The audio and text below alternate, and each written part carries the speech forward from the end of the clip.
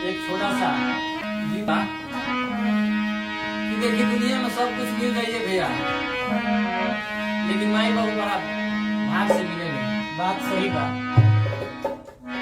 माई बाबू दोबारा ना मिले हैं, कभी का भाव बा।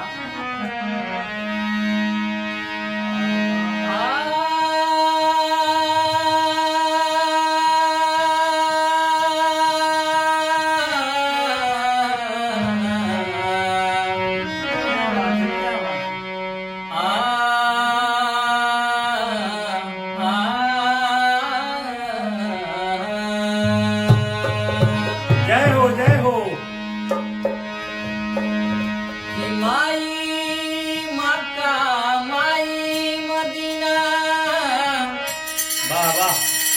कि माई मथुरा काशी,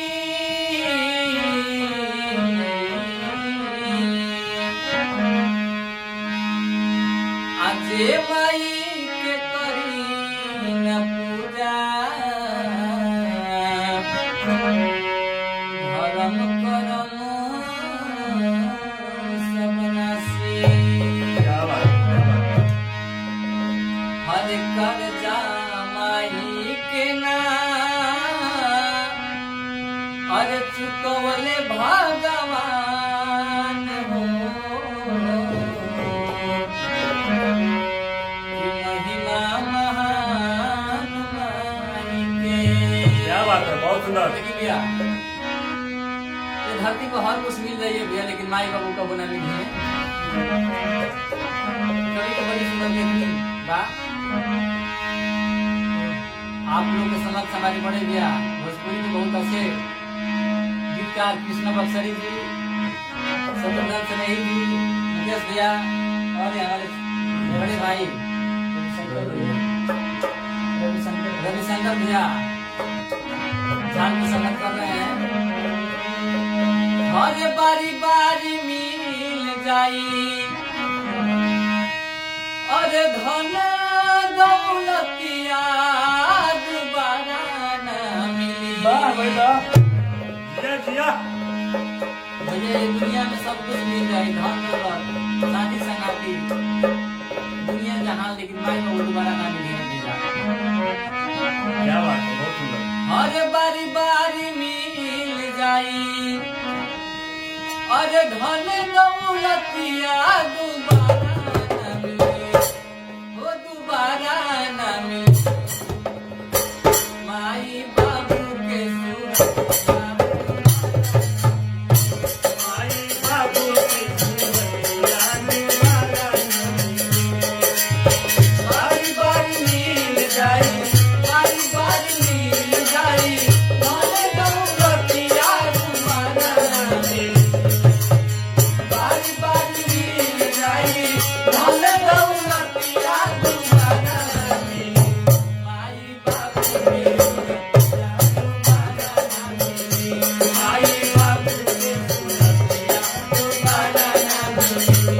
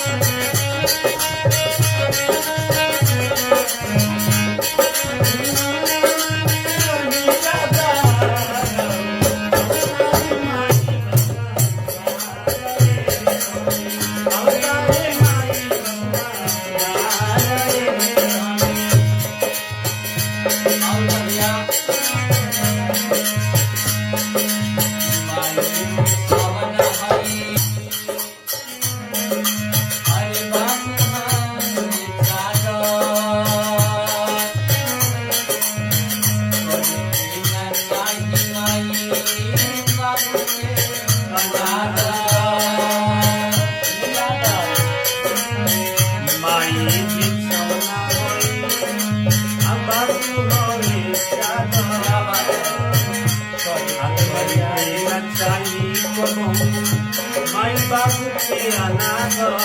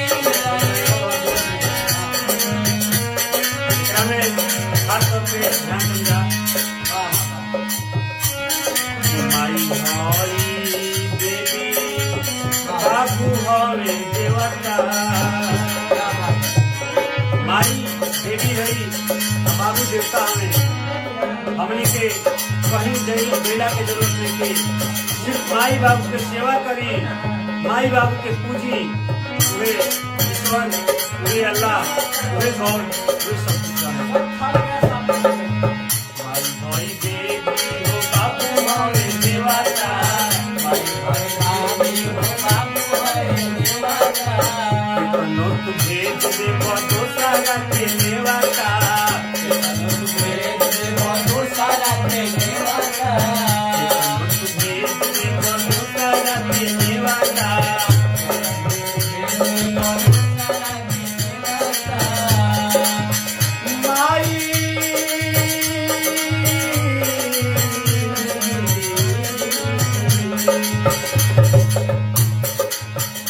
बारी बारी मिल जाई, आगे बारी बारी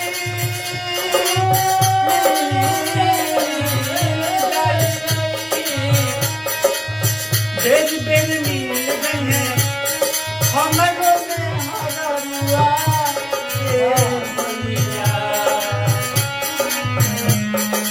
मेहरारू दिल से कपाई, लेकिन माई बाबू बाबा नानी क्या बात है, जब जब दुख पड़ी हमारी बाबू झल है विपत्तिया तो